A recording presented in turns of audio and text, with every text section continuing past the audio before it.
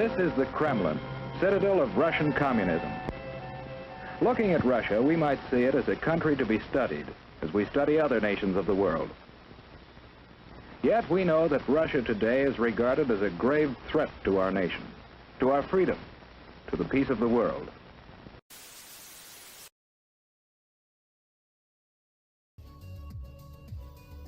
Welcome, comrades, to the show, where I'm most certainly not a Russian propagandist, slowly but surely infiltrating your education systems. And,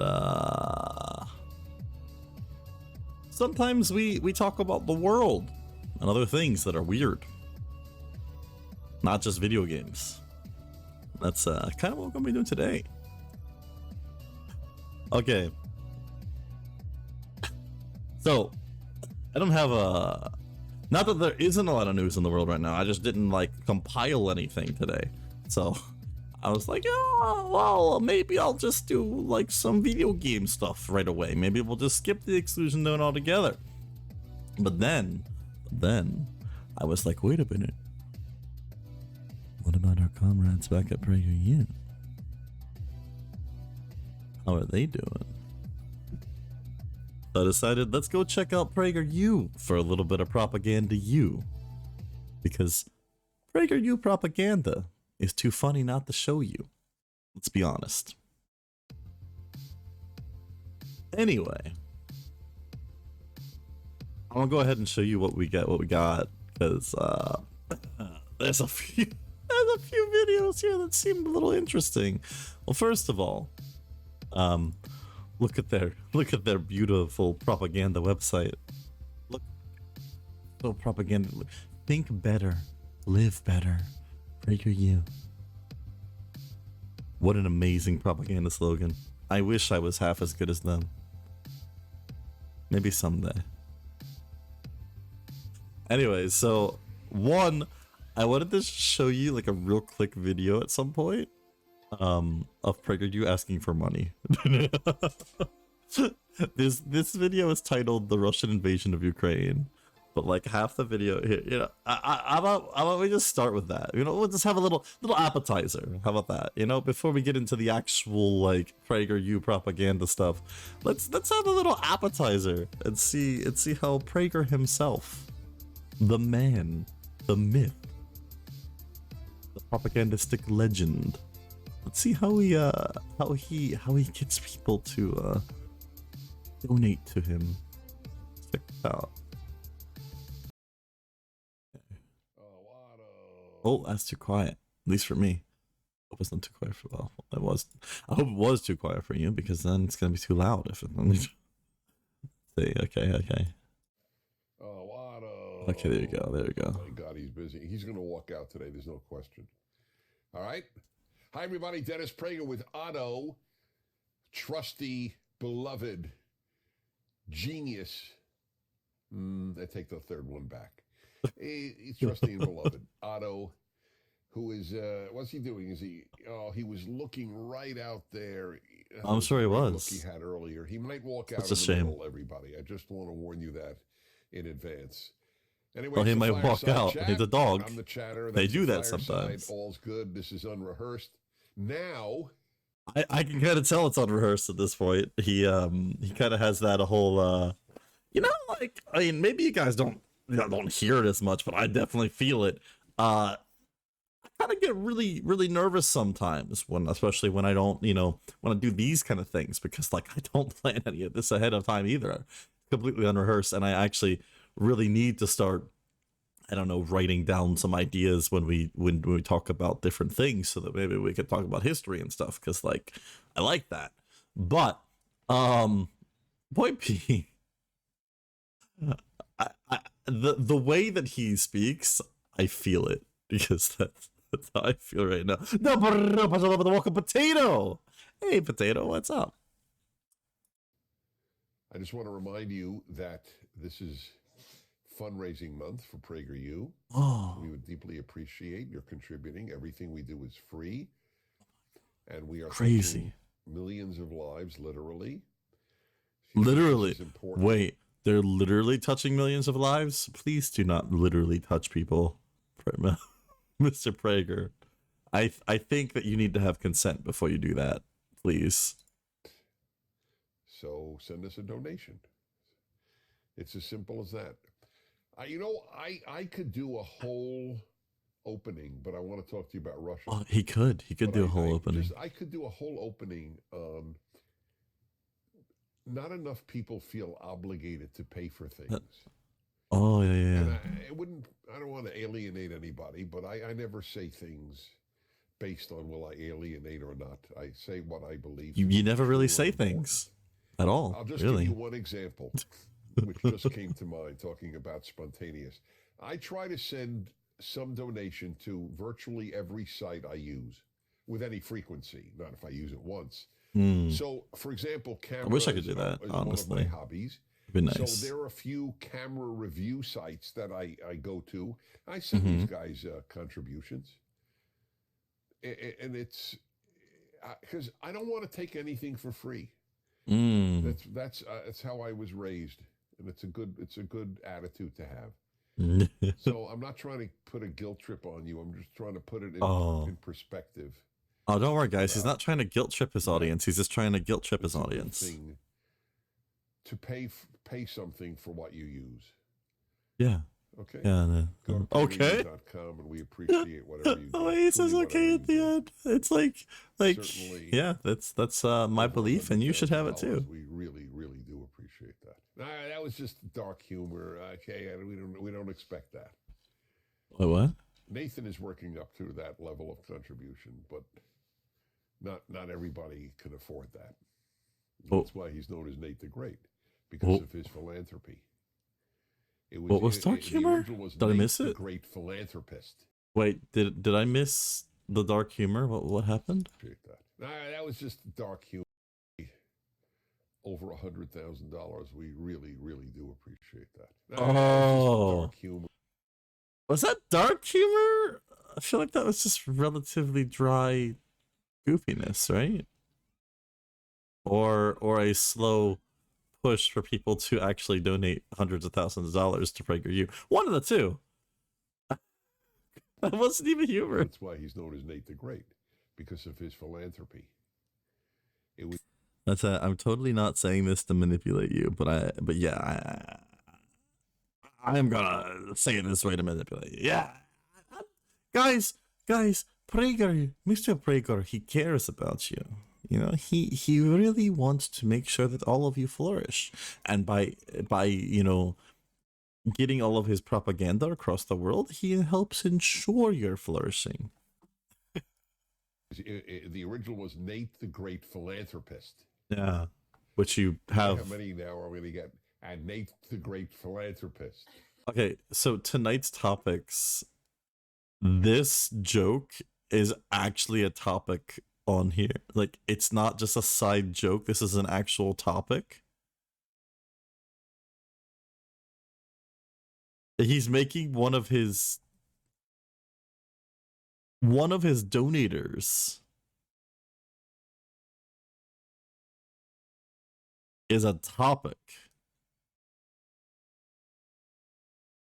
in this 5-minute video titled "The Russian Invasion of Ukraine." We are 3 minutes in, by the way. Let's keep going. By the way, if you know a terrific woman around Nate's age, just throwing it out there. He's a great guy. He's good looking. Oh my God. How tall are you? Like 5'11". He's got everything going for him. Oh my God. Well, not everything. He doesn't date enough. Nate. What is what would this? your parents think, knowing I'm hassling you to get married? I'm very curious what they would think. Would they salute me? Okay, good. You got good parents. So let me talk to you about a super duper serious subject, the Russian invasion of Ukraine. Just a few thoughts. Apparently Nate's actually part of the show. I guess he's not just a contributor. He's actually like a camera guy or something. He's somewhere in the room. What is going on? You have good parents. He's got good parents. hassling get married when he's not ready. I mean, we don't know about that. Maybe Nate is ready. Maybe he just hasn't found the right person. Column this week is on the subject if you want to read it in greater detail. There's a lot. The most obvious is there's evil in the world. Oh, And, yes. people have, I think I see they it. work on I denying think I this see it fact, right now. or they call things that are not evil, evil. Oh. Like all the woke stuff. Oh. You know, it's evil that there aren't more black coaches in the NFL. So, Mr. Prager, what is evil to you? Evil is an invasion of a country. That is pretty evil. Let's try I to agree. get our perspective clear on what is evil. Well, I'll tell you, I must say there were things that. All right, Mr. Prager, if there were a systemic issue, and that was the reason why there weren't enough black coaches in the NFL, maybe that would be evil. Maybe the systemic issue would be. Would you agree with me on that? I'm not saying anything about the NFL. I don't know anything about the NFL. But I'm just saying, like, would that be evil to you, Prager? Or would it not? On evil, I thought in the last 2 years. Big tech censorship continues to be a big challenge for PragerU, and it's more important. Wait. Okay. Okay, good. It's all right. The full thing is a 31-minute long thing, but can we point out though? So the full thing is a 30-minute long episode. Thank God, because it's titled "The Russian Invasion of Ukraine." But this teaser to get people to click on it so that they will go check out the supposed 30-minute video on the invasion of Ukraine is a 5-minute video talking about donations and the biggest donator they have, who's apparently also an employee. That's a great video right there. Welcome, Helsug. Helsug, what's up? Okay, so I just wanted to give you guys a little appetizer before we get into the main course. Today I have the whiteness of wokeness. And also apparently PragerU has talked about before how they want to get into kids shows. Apparently the TBH history, to be honest history, is apparently a new kids show from PragerU, and I wanted to show you guys what PragerU thinks is the kids show, because if you guys thought the cartoons were funny, like as in like not made for kids and really stupid, then I've got something else to show you. Just chilling, Hellsong? You just chilling too? Yo, we just chilling too, man. We're just I don't know if you've been in PragerU videos before, right? Like you've seen the I know you come in the Exclusion Zone every once in a while. Let's see what PragerU thinks. I want to do the 5-minute video first, and then we'll end it with the TBH history. So let's see what PragerU says about the whiteness of wokeness. Before we start though, what is this? This man is 100% clean shaven everywhere else on his face but this. I've said it before. I don't like making fun of people's looks. I also don't think that I look that great. Potato argues with me about that, but that's fine. We can agree to disagree. No, it's okay. But does that look like anything to you guys? Look like he's got something on his face that shouldn't be there. Okay, let's see what's going on here. PragerU. How do you explain this? That's my question for you, sir. How do you explain this? Also, did it change between the thumb? It changed shape between the thumb. Hold on. Let's refresh the page real quick. Look, it changed shape. There was like a dip in the middle before. How do you explain this? And now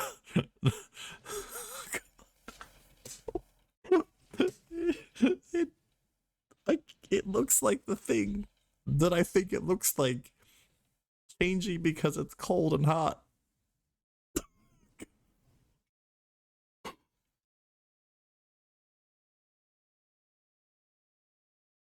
Okay, let's keep going. Let's be nice. Maybe no one told him that this is a really weird look, you know? Most people agitating for radical social change on behalf of people of color are Mm-hmm. not themselves people of color. Oh, that's weird. I wonder if, like, you know, in a country that's majority not people of color, if, like, maybe there would be, I don't know, more not people of color. That's weird. What? They're overwhelmingly woke white leftists. They use the genuine plight of poor minorities as a wedge, a lever by which to change the basic character of American society, a change that most people of color do not want. Before I continue, I'm sorry if you guys hear, like the wind's blowing really harsh right now, and my computer's actually right next to a window.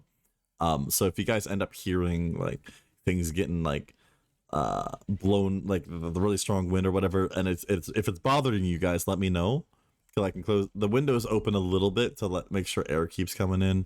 But if you guys, you know, I can close it for now. It's fine. It's not like we're going to be streaming, you know, we do take a break between the two streams. So. Both anecdotal evidence and hard data bear this out. A good example is the woke left's obsession with politically correct speech. Ostensibly, this is all in the service of protecting the tender feelings of long-suffering minorities. Okay, so I need to point this out too. So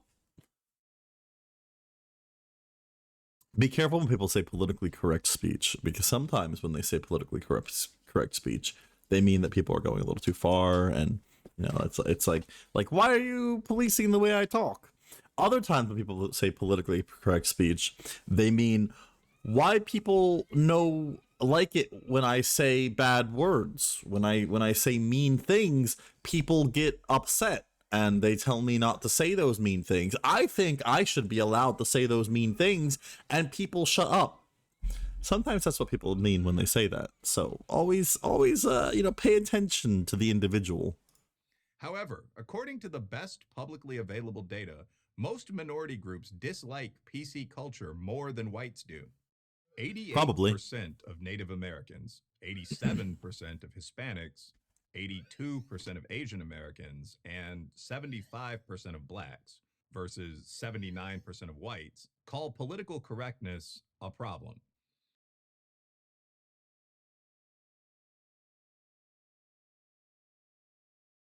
One, I need to know where he gets those numbers from. But two, again, it depends on what you call politically correct. See, like this is an issue. The definition depends on the individual. For some people, politically correct speech is simply trying to, like, what do you call this? Trying to make it so people don't say like hurtful, stupid things. And other times it's, some people describe it as like, oh, you know, politicians and stuff, they won't say things for real, they just like hide things and blah blah blah. So that, you know, like people don't, not everyone understands the definition. So like, how can you freaking how do you measure this? Where is this? Hold on. PragerU always has sources. We gotta find out where do they get this from. Shut up. Shut up. Go away. Sorry guys. This is a transcript. That's not my thing. The sources. Hispanics overwhelmingly reject the left's attempt to mainstream the woke term Latinx. Yeah, I mean, Latinx is kind of weird. But, like, you know, found that just a quarter of percent. So only a tiny fraction. Okay, wait, that's not about all of PC. Wait a minute.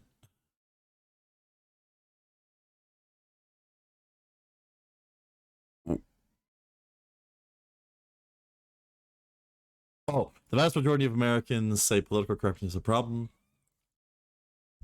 and most minority blah blah blah. Okay, here's the thing. Here it is. I haven't gotten to that part yet. I'm kind of interested now. All right, so this is Business Insider.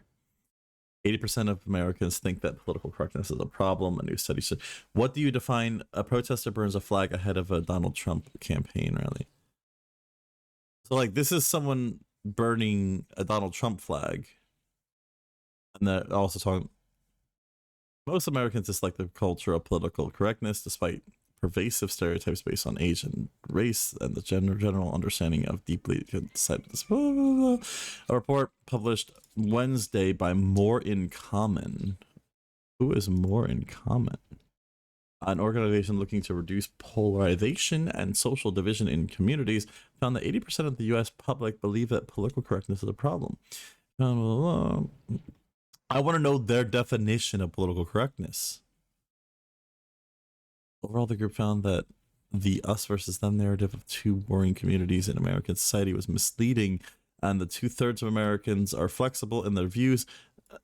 Yes, this is the good. There you go. That I'm good with that. But like political polls and years of knife-edge elections have convinced many. So I think that what they're talking about here seems to, because they mentioned the Latinx thing later on.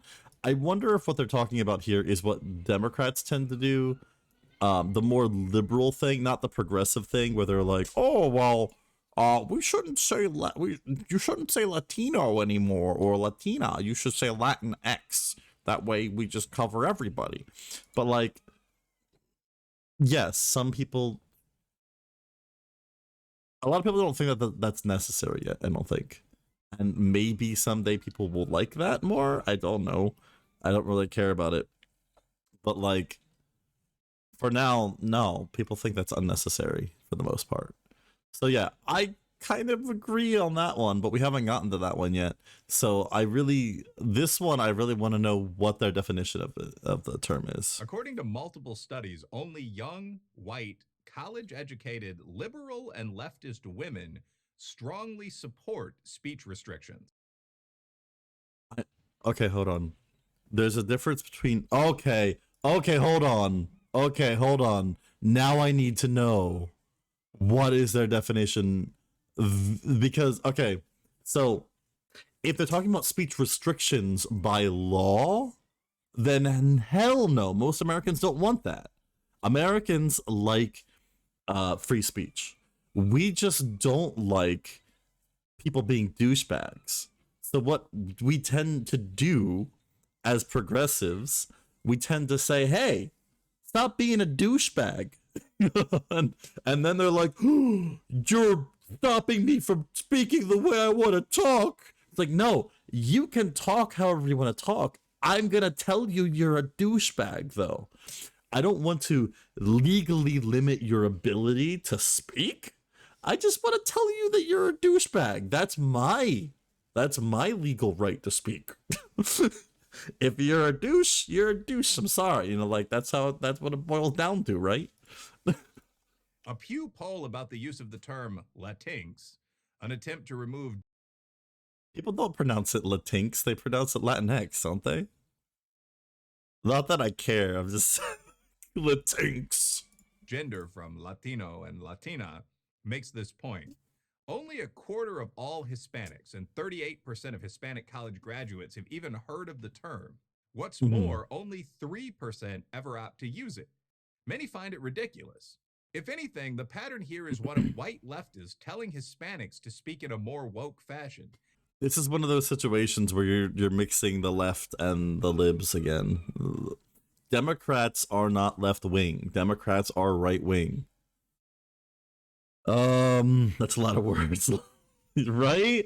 Oh yeah, the thing where it was like only young white college educated liberal women. Yeah, they don't call it Latinx, Latinx, sorry. And Hispanics refusing to comply. This turns out to be the rule, not the exception. Defunding the police, a left-wing cause celeb for much of 2020 and 2021. Also, welcome, Nick. A study conducted by Gallup found that 81% of Black Americans want the police presence in their neighborhoods to either remain the same or increase. Okay, I have to, hold on. Wait a minute. This one I'm actually interested. This one, so the other ones, like I said, it's a matter of definition. This one, where's the police one? Oh, I found it right now. I was trying to find it with Control F for a second, and I found it before I got there. Gallup poll. Oh, it's a Gallup poll.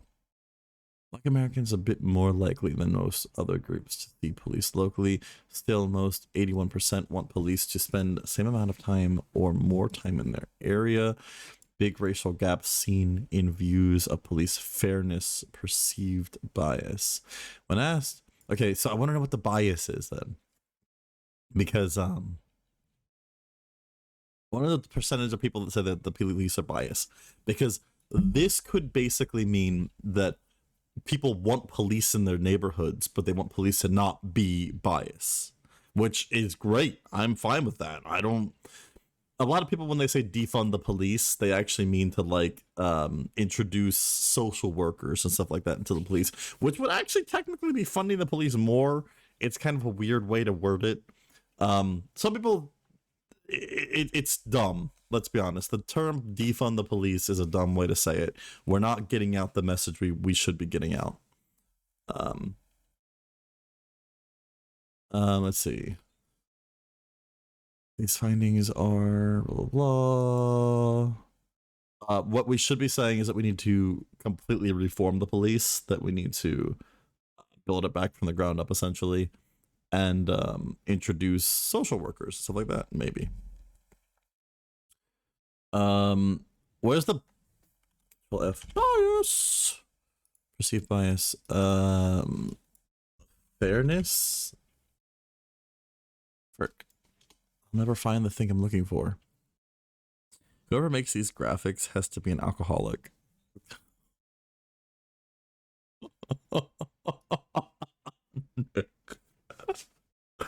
Yikes, dude. The survey also asked Americans to estimate how often they see police in their neighborhood, reported exposure.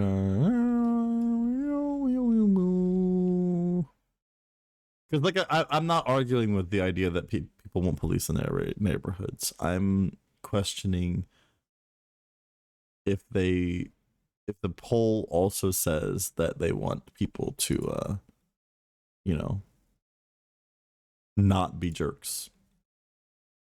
Comments about a positive treatment.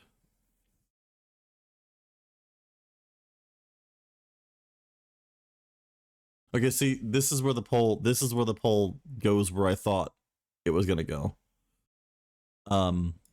Most Black Americans see themselves somewhat confident at getting treated well by the police. A quarter of those polled said not too confident, and 12% said not confident at all. Compare that with the white American response.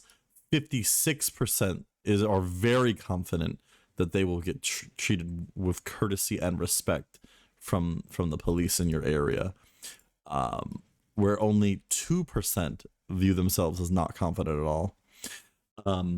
This is exactly what we're talking about, but PragerU chooses to ignore talking about this and only wants to focus on the idea that many Black Americans want police to still be there. They don't want police to go away because they don't want gang violence to get worse. Like, that's not a thing. So of course there's gonna want same or more compared to us. Like my situation, at least. I didn't mean us as all of us. It's like when I say we and you, I'm sorry, I need to use terms better. Me, my situation, compared to my situation, my family came from a mostly white town. So this would be the kind of percentages you would get from them. But the towns next to us were mostly black, Latino, with small minority groups of white people. The situations there would probably be more like this. And again, what it's saying overall is you have to take all the data into perspective. These people are not very confident, the ones who were polled here, not very confident the police are going to treat them well, but they still want police there because they don't want crime rates to explode. You know what I mean? So like, this is a big they're ignoring evidence because it makes it sound better for their case. Only 19% of blacks favored any decrease whatsoever in police Who presence. steps back, Brewskis, while just as empirically minded scholars have long pointed out, anti-police and soft-on-crime policies tend to dramatically increase crime rates in urban minority neighborhoods. Okay, but which soft on what crimes? Soft on violent crimes or soft on drug use? And like if we legalize a lot of different drugs, will we not? If all right, look at prohibition with alcohol. With the alcohol prohibition period, there were a lot of what do you call it? What I forget the term. There were a lot of people that made alcohol illegally, and they tended to be mafia groups. They tended to be different gangs and stuff like that. If you soft on white collar crime, like America is always soft on white collar crime.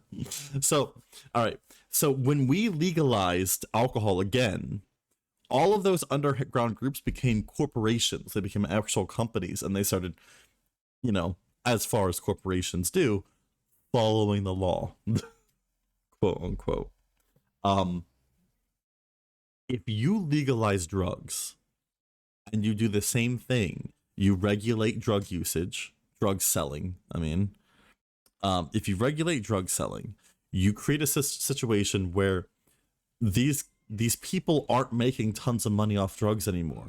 These gangs don't have a reason to well, not a reason. They don't have a way. There we go. They don't have a way. I apologize for messing up my wording all day. They don't have a way to make all that illegal money off of drugs anymore. They start doing legal practices, and therefore it becomes easier to see them. When it's easier to track these people, it's easier to prevent them from doing the other illegal things that they do, like human trafficking and all that crap. So by destroying their main means of illegal currency, you bring them to light, and then you make it easier to track their other things.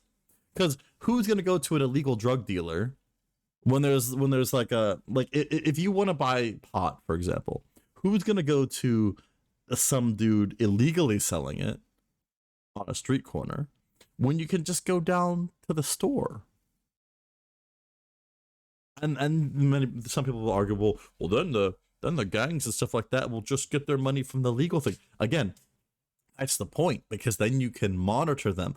Police can easily track where money is going from a company compared to where money is going from a dude on a street corner. It's a lot easier to do. So you crack down on crime altogether. In 2021, 12 major cities broke previous homicide records. Meanwhile, the number of arrests nationwide plummeted 24% in 2020 to the lowest in 25 years, according to FBI data. Is that because is that because we were soft on crime? Or is that because, I don't know, maybe there was less crime, which is a good thing. Wait, what was the year they said? Hold on. Homicide record. Minority neighborhoods. In 2021, 12 major cities broke previous homicide records. Meanwhile, the number of arrests nationwide plummeted 24% in 2020. Okay, this is a nationwide statistic being compared to city statistics. Oh, city numbers, sorry. Raw city numbers where population is booming compared to nationwide numbers where maybe crime is going down. Both things are possible. Just don't tax it so heavily. People still rely on illegal dealing. True.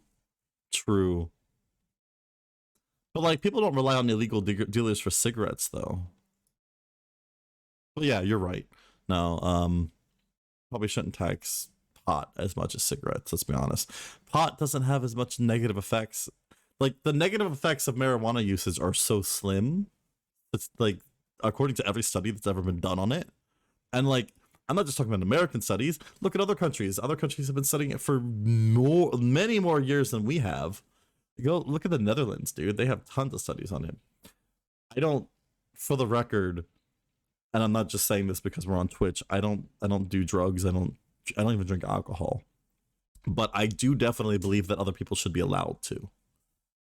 To the lowest in 25 years, according to FBI data. Then there's education policy. On charter schools labeled racist by many liberals and leftists, data show another significant split. Blacks and Hispanics, especially parents, favoring school choice, white liberals and leftists opposed. We already talked about school choice the other week. I'm sorry. Keep messing up my words. Maybe we weren't supposed to do the exclusion though today. Okay. We talked about school choice before. The school choice situation would be fixed.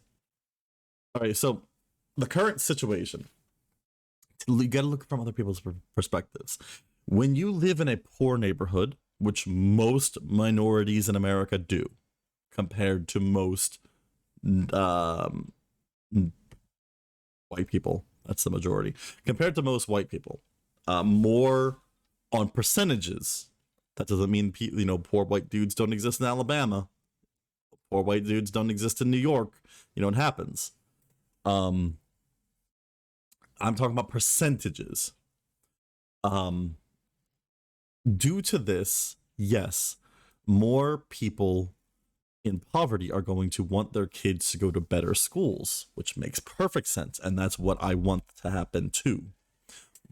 The problem here is that their schools should be better than they are because they haven't been getting proper funding and assistance that they need.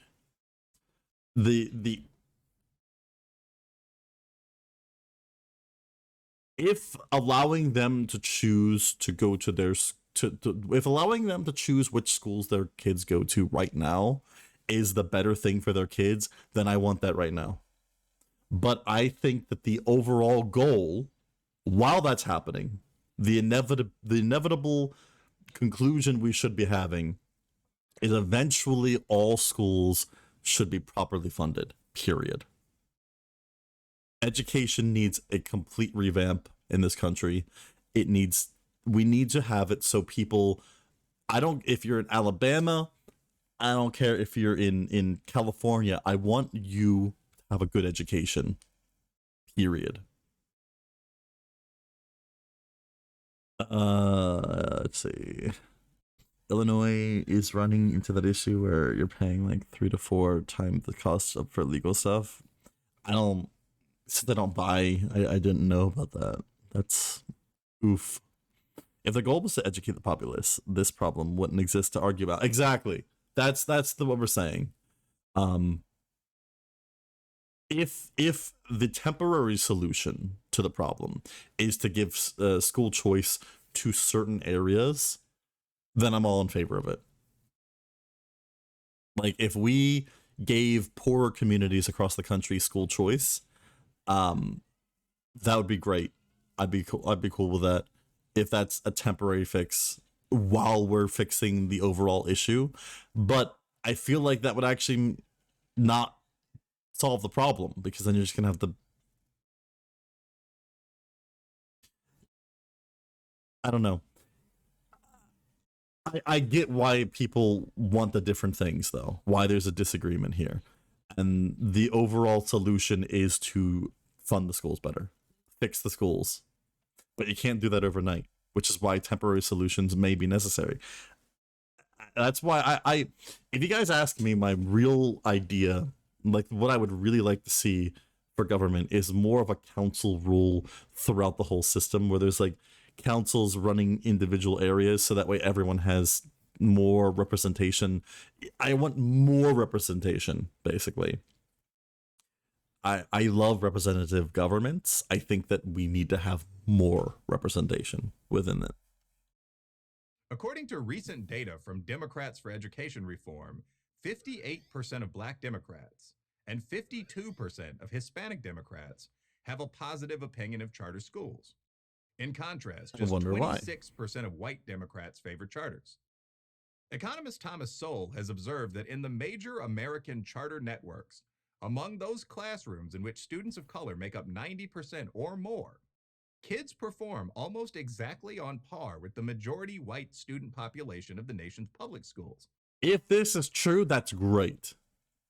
Some do far better. In a misguided effort to increase... Isn't the Board of Education like a council already, though? Yeah, but it needs to be... There's a lot of...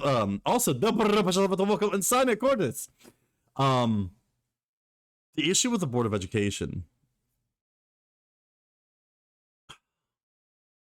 So I'm originally from New Jersey, and the Board of Education in our area was...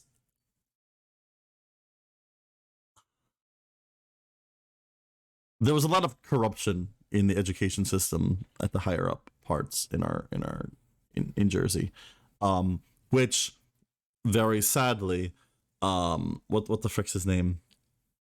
If you guys know Chris Christie, he ran for president when Donald Trump was running. Chris Christie was governor of New Jersey, and when he was governor of New Jersey, he defunded education, claiming that he was taking money away from the corrupt people at the top in order to make it so that they'd have to distribute the money that they had. That's not how that works. If people are corrupt, they're gonna keep being corrupt, and you're just gonna have less money funneling to the schools. What you need to do is you need to have some type of checks and balance system to root out that corruption. Also, I've talked about it before. It's kind of a hot take of mine. I'm huge on the belief that corruption in general, if you are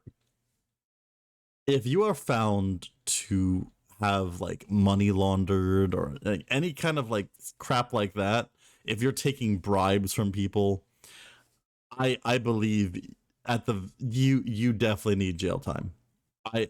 If you are taking bribes and if you are being a corrupt official in any way, shape, or form, I don't care if you're Board of Education, I don't care if you're the president of the United States, I think that we should treat you like a traitor, because you have committed treason against the people. Let's be honest. Like, you've taken money that should have been given to the kids, in this case, should have been given to the families, the schools, to assist them so they can have a better life. You've ruined, like, it's sick. Why don't you run for office, like mayor, ever? You like that idea? You like my idea of the treason treatment? I mean, maybe. I'd rather just to be honest, I'd rather just talk about this kind of stuff and educate people. My family are a bunch of educators, essentially. My mother is a teacher. My grandmother was a teacher before she retired. My aunt was a teacher. Teachers kind of run in my family. So I was raised with this idea of like liking to help people and to educate them on different things and stuff like that. And I love learning too. I'm not I'm not some like, I don't know everything. Obviously, I'm just some dude, like everyone else. So while educating others, I end up getting to study these things more and learn more for myself. And then I can also listen to other people's ideas because maybe they'll educate me in some way, shape, or form, I like the mutual exchange of information. So like the idea of becoming a politician, it's a possibility. I could do it maybe. But one, I'd be terribly scared. I mean, I got bipolar and ADHD, dude. I got anxiety issues.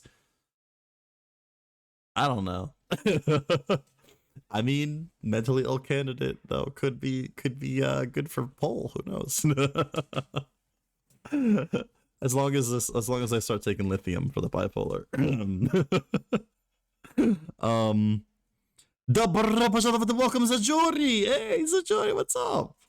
I wonder what the percentages would be of minority populations who consider themselves religious matches up. Wait. Considers themselves religious. Okay, I get you. If it matches up with preferring private schools, and which ones are religious private schools? Oh, that's a good question. That's a great question because that should be the polling data should be separated with that. You're right. The downside is they legalized bribery. Essentially, yeah. Bribery, gift giving and bribery the gift giving, for example, that's bribery. Let's be honest. This is bribery. Trading nudes. Nah, trade me your knowledge. Right? That's how I be, dude. I don't want your nudes. I want your knowledge. Give me that knowledge, girl. Potato be a pretty smart girl herself, I'm just saying. Hydrate. Oh, I just did it. Let me do it again anyway. Because I probably should drink more. Placebo, thank you. This jury's doing all good. That's good to hear. Donating hundreds of thousands to your campaign through a pack with dark money is bribery. Exactly. Packed. Oh my god. Dark money should be illegal, period. You should not. If you are giving. I don't like donate. A lot of countries. All right, so my ADHD rant. Let's go. A lot of countries.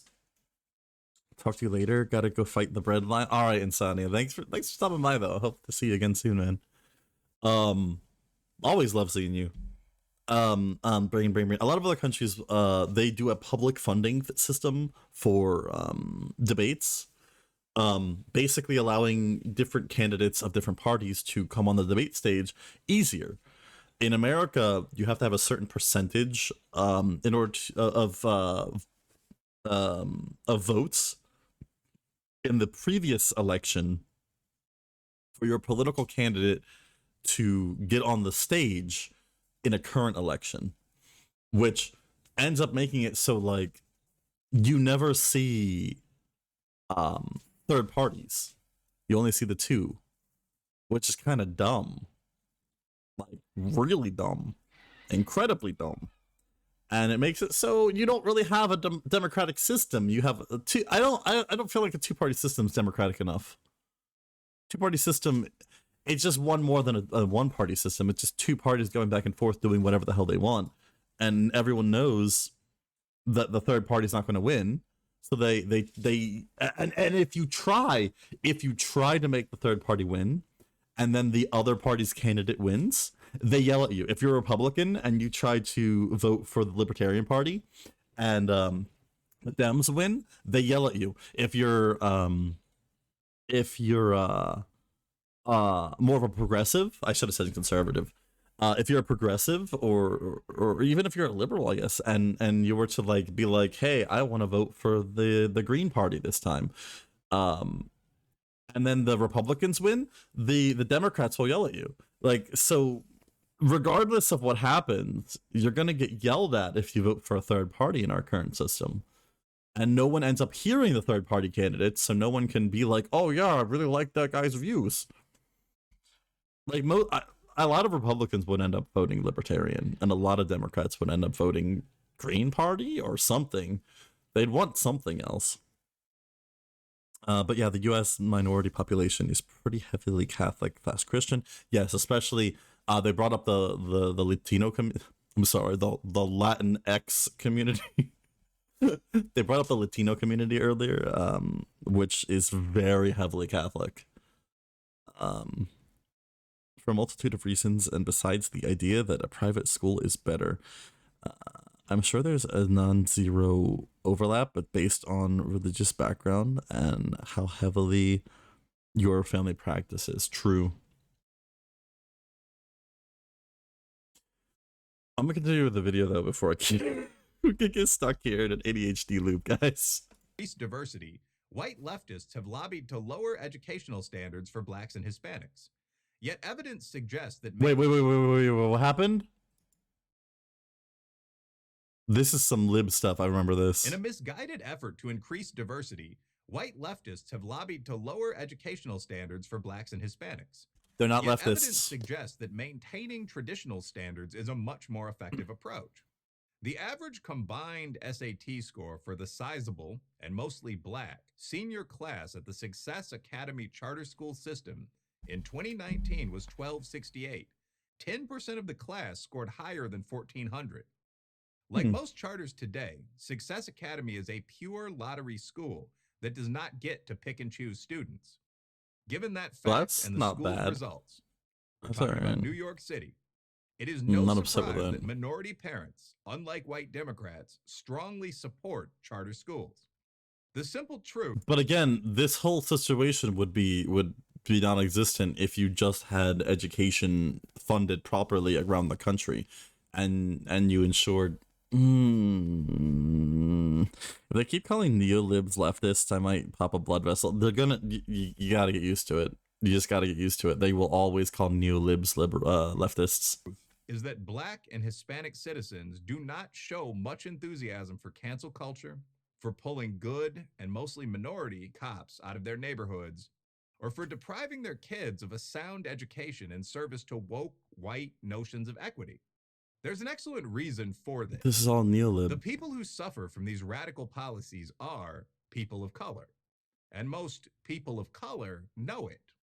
The obvious question that usually arises when someone makes these points is, so why do 90% or so of black Americans vote for the party that supports all these destructive policies? The answer is as simple as the query. Blacks are constantly told that the only serious alternative to the left is a racist party that wants to put them back in chains, to quote Joe. I mean,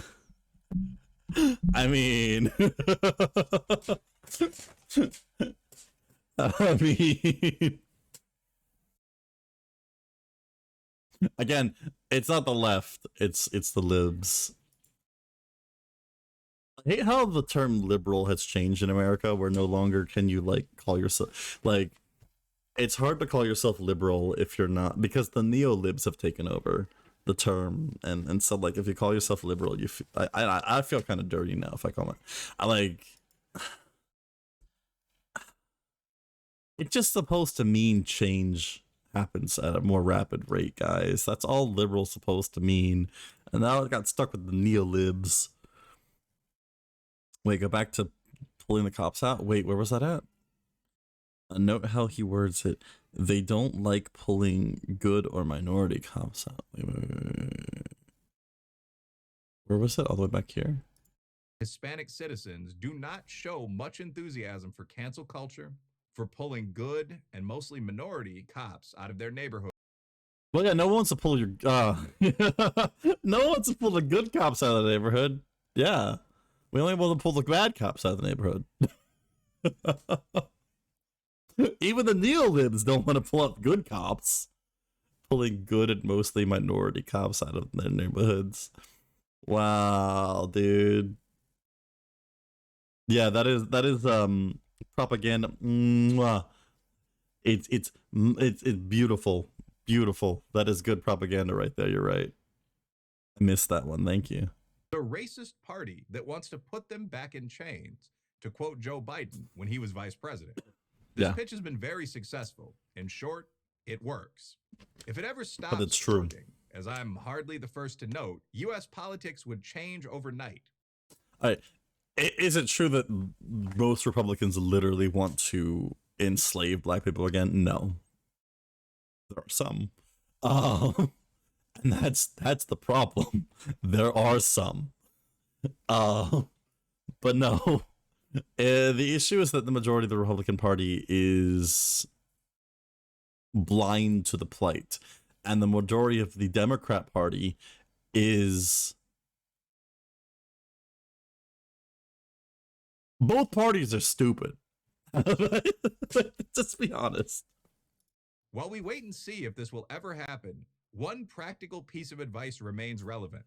If you want to know what individual members of any particular group happen to think, ask them, not those who claim to speak and act in their best interest.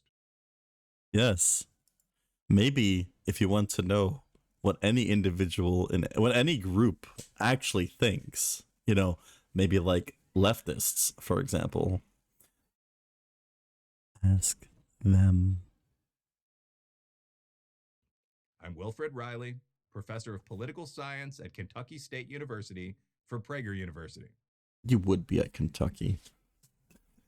This is the problem with Kentucky right now.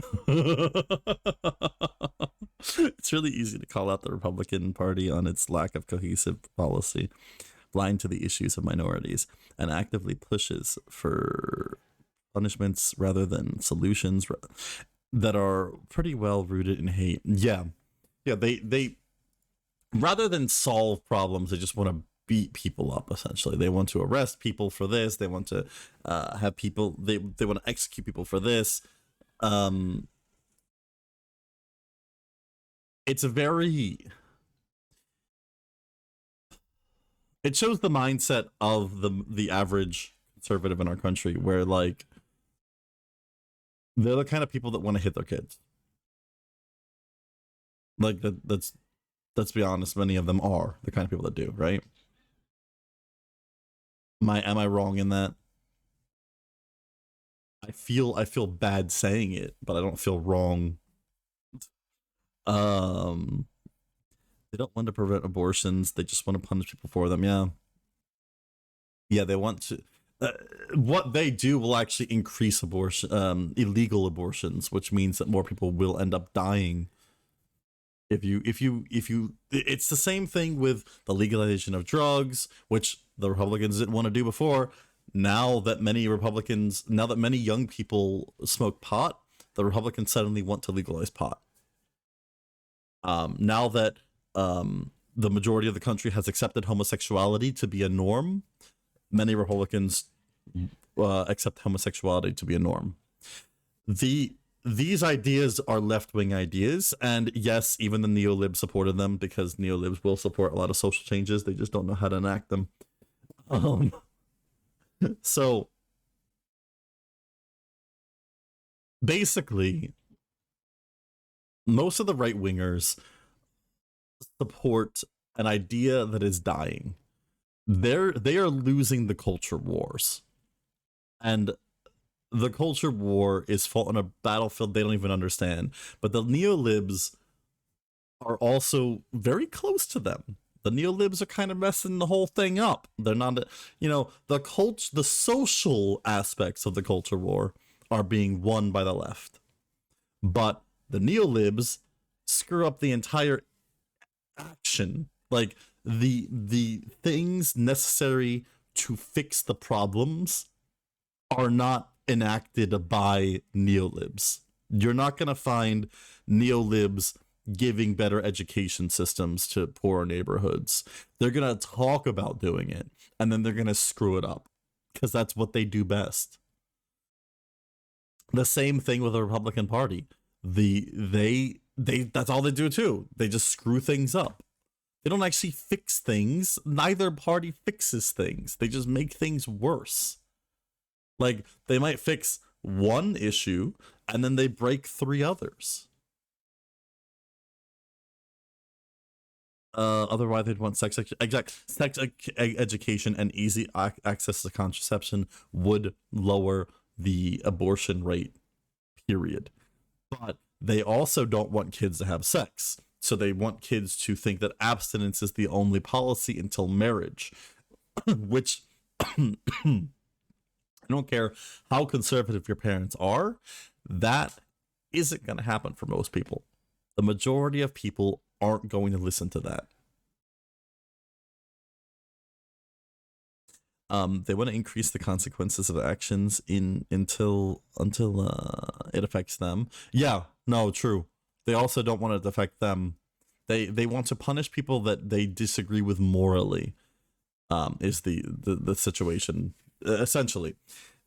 The right wing in America don't actually believe in a sense of and it's sad, and I don't even think that they realize they're doing it. Many of them, they don't believe in an actual sense of justice where like people can live the lives they want to live, justice and freedom, where they can live the lives that they want to live as long as they don't hurt others. They believe in a sense of justice and freedom that complies only with their moral beliefs. So they believe that people should be free and that the justice system should be just, as long as the people that I like are the ones that are treated the most fairly, quote unquote, kind of like, as long as my friends and I and my family are treated well, that's what I care about. And I want all those sinners over there to be treated poorly because they're sinners. It's a very us versus them mentality. And it's sad. Like, I don't hate these people. I want to help them. Am I going to be able to? Probably not. But I'm going to try. Sure as hell know that I'm going to try. They'll put the libs. They'll put rainbow flag on the side of a predator. I love all the memes, dude. The freaking like rainbow flag on missile kind of things. Like, oh, here we go. This is a great meme. This meme is amazing, and it properly portrays the difference between the two political parties in America. This is what happens. That's the main difference right there. I hate, though, you ever notice there's a lot of conservatives that will look at these memes and they won't understand it. Like, they'll be like, oh yeah, the liberals are just gonna, like, they would look at this and be like, oh, that makes the liberals are gonna make our military gay, is what that means to them. Like you guys see the tank, the right-wing tank meme? Tank meme, or American tank versus Russian tank meme. There's a new one. All right, so this is a conservative meme that I've seen before. Where it's like trying to say that, like, oh, they took off the turret and now it's transgender, it says they, them, it's a non-binary tank, and blah blah blah blah blah. Oh yeah, Russia's so cool, blah blah blah. And then I also saw someone memed that, which was hilarious. What the frick is that? I'll never find it. Someone made another version of this meme that was freaking hilarious. Basically, oh, this one here. This is it. It's right here.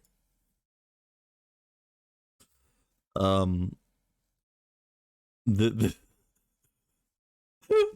is the other version.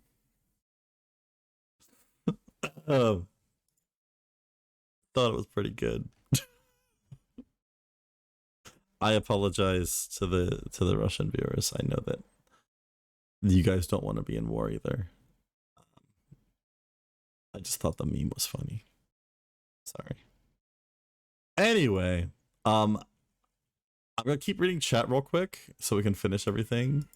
But I did have one more video to show you guys before we go to gaming. And then we're probably just gonna do some chill Final Fantasy stuff or something. Maybe World War III. I'm not exactly sure.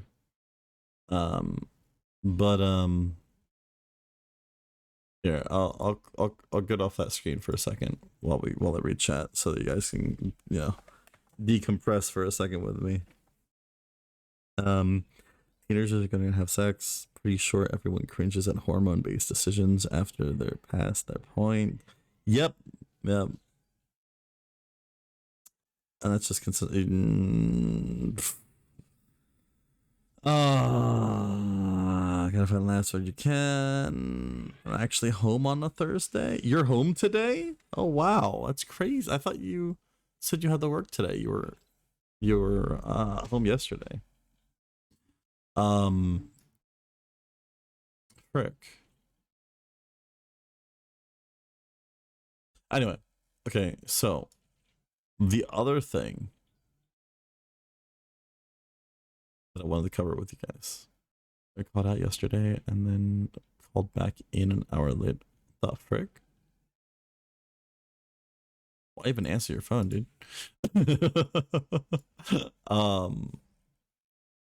So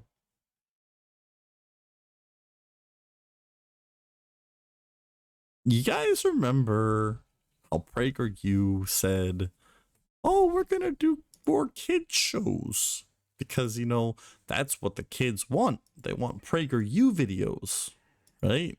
That's what the kids these days, they really love when they get like the educational right-wing propaganda. They love it. Can't get enough of it." Well, PragerU apparently has this TBH history, to be honest history now.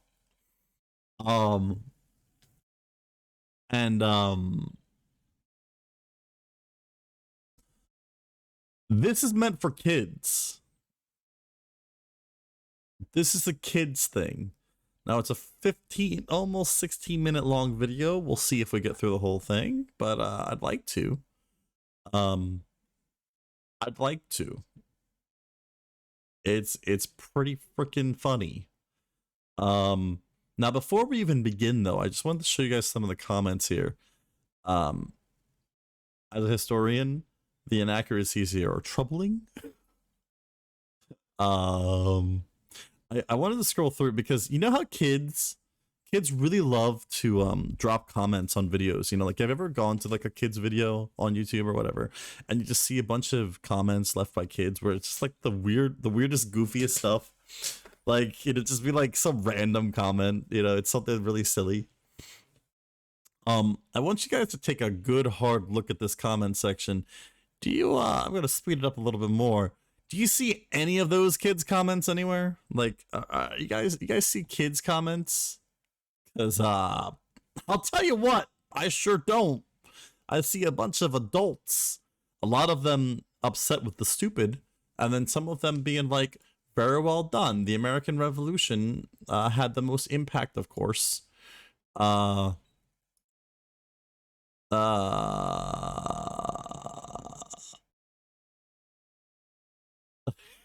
like that one. I guarantee if I took this video as advice for an exam, I would fail. I'm surprised no right-winger has commented something like, "Oh, yeah, cause lib schools, you know, lib schools teach wrong, and the lib left radicalized teachers only want teach lies." Surprised no one's done that yet. Anyway, I also wanted to point out There's only where's it at? Where's it say it at? Oh, I have to. There's only 395 comments on this when PragerU has almost 3 million subs. I'm just saying. Those hats are dumb.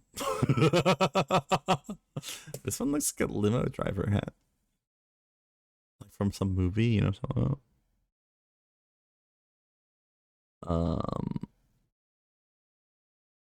The texture, I mean, oh no, my phone died. I feel like you should scroll through the comments of Megan the Stallion / Dua Lipa's new song. What? I don't even know who they are. I'm sorry. Look, while I study politics and stuff like that, I know nothing about modern day social stuff. I don't know where I am. You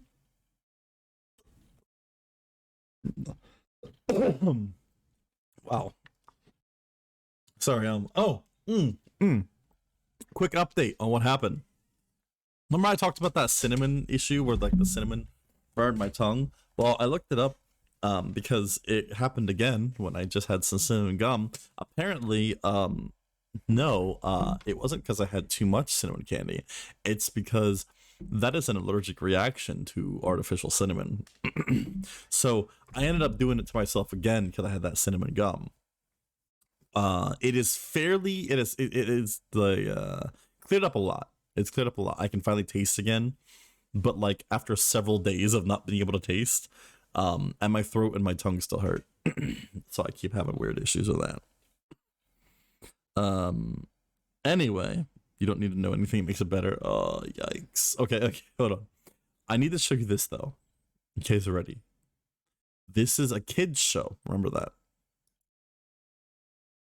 Emphasized even at the bottom here. For more free kids shows, visit PragerU.com/kids. Imagine for a second you live under a rock. You spend your days eating bugs from the dirt and mice and rabbits or whatever you could catch and drinking from the stream at night. Why is this bad? After all, you're Happy Bear. You got what you need. Let's just say it could be a lot better if you had more information. You'd have more opportunities to do things and get things that you need, like banking and delicious food, or like getting a meaningful job, or doing space travel. In other words, information equals choices, and choices equals This is freedom. for kids. And freedom is good. Last episode, we learned about an idea from Karl Marx known as Marxism, or communism, which... The fact that that's a thing. Last episode, kids, we learned about Karl Marx and communism. leads to a government system that gives full economic and social control to those in power. While alive, Karl Marx... To those in... That's not even what communism's supposed to be. According to Karl Marx, you weren't even supposed to have a state anymore when you have a communism. What? So he's talking that tone on purpose. You can see him pinching his nose and mouth. Yeah. His ideas never gained full momentum, but they were able to find a home in a European country that had tried its hardest to hold back the scientific, political, and industrial revolutions we've talked about in this series. Is this how you talk to kids, guys? Like, are you guys familiar with like talking with children? Like, whenever you talk to kids, you guys talk about the socioeconomic issues and the industrialization of Russia? This is a kids show. That place is Russia. Russia.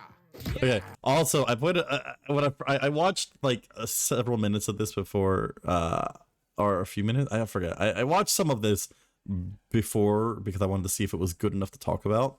All right. If you're gonna do this, Is Russia. why not do the Russia right here? If you really want to do the Russia thing right there, if you really want to do it, if that's really a thing you want to do, why don't you do it the first time instead of, editing the video to add it on? Russia. Yes. And then, yes, why is that a thing? Where did that come from? What the hell is happening? Today on TBH History, we find out how Marx's ideas grew into a Russian revolution, and we'll discover how the idea of communism actually played out in reality. This is a kid show.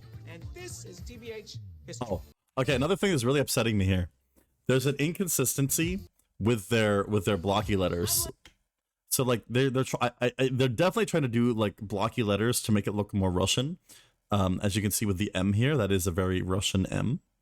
However, the number one, if you're gonna do the Russian, like you guys have seen on our streams, we have the Russian letters stuff too. No, not really Russian. You know what I mean?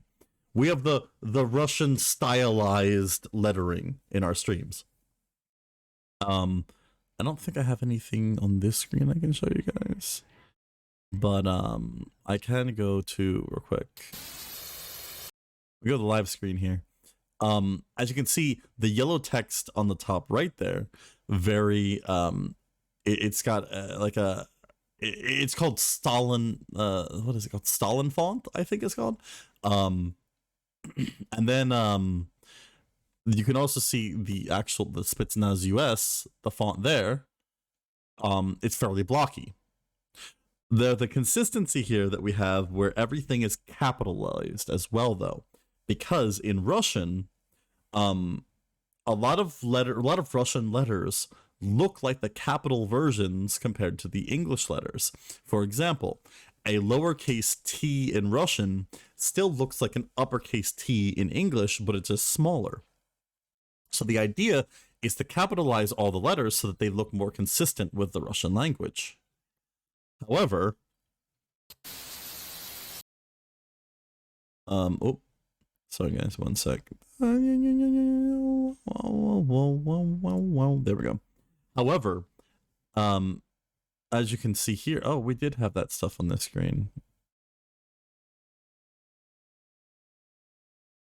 Did I just have it turned off? I had it turned off. Well, no one said Spets was a professional, except for Spets, which Spets is a propagandist, so, I mean, totally not a propagandist.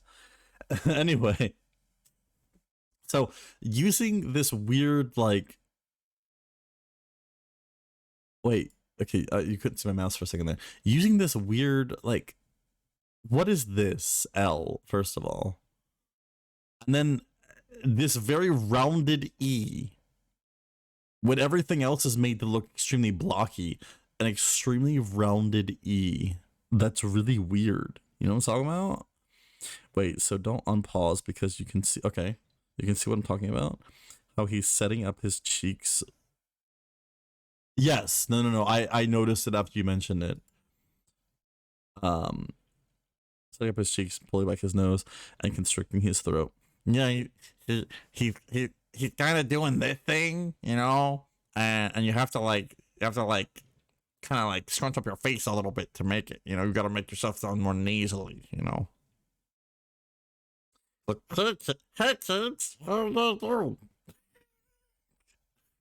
only you could make a voice like this voice would sound much more interesting.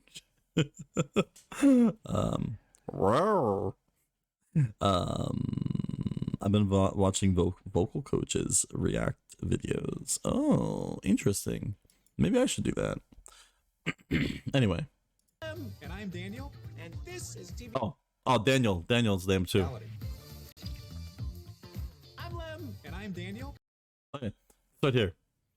This D, very rounded, very normal English D. This A, extremely blocky, but rounded here. This is not a Russians don't write their A's like this. That's not a thing. I need a Spets propaganda for kids vid in that voice.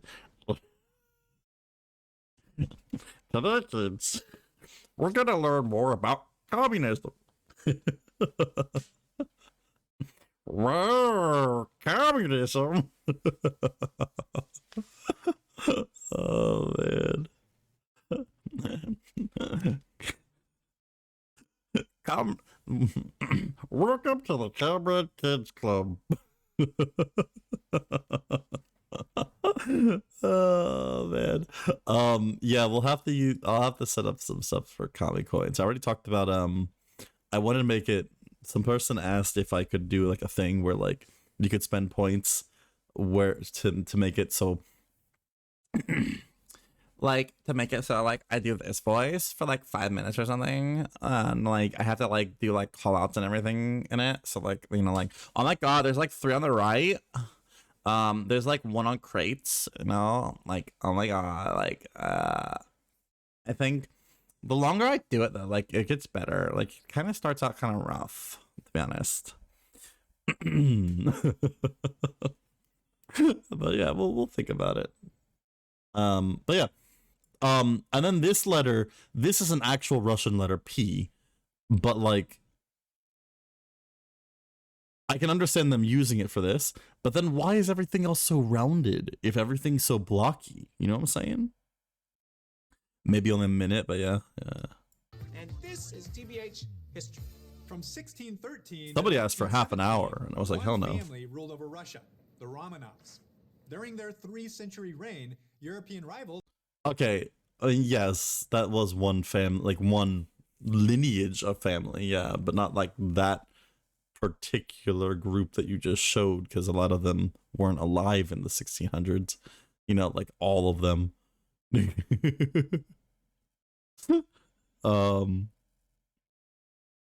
fuel, what's that? oh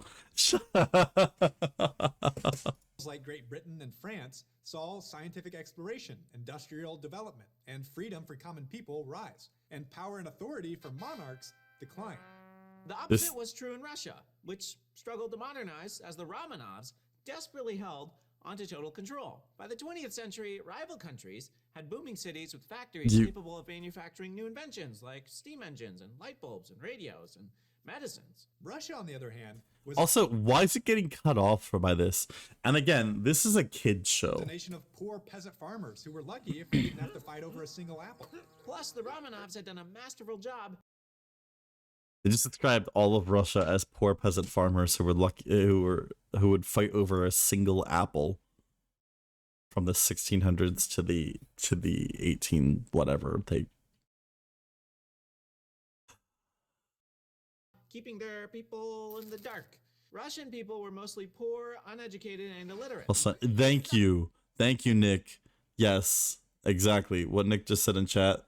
Exactly. Poor, uneducated, and illiterate. Only sour apples? But why would Russia intentionally keep their people in the dark?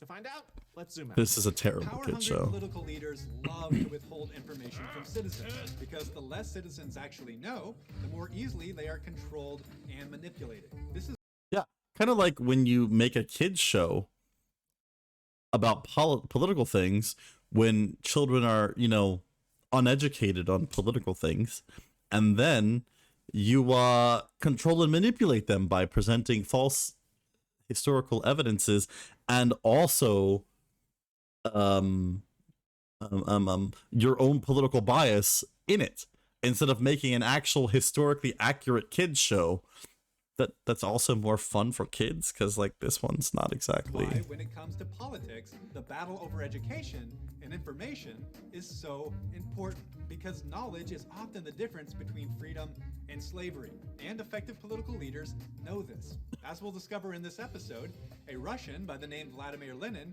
was successful in rising to power because he knew how to control information and teach people what he needed them to believe to achieve his own agenda. American President Isn't that picture like an updated? And rising to power because he this. As we'll discover in this episode, a Russian by the name Vladimir Lenin. This picture has fading in it. Like they photoshopped this.